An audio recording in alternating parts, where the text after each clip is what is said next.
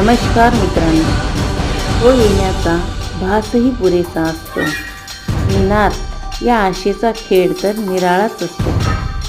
तो येण्याच्या आनंदात वृक्षवल्ली भरभरून फुलते, सुगंधही चोहीकडे दरवळतो.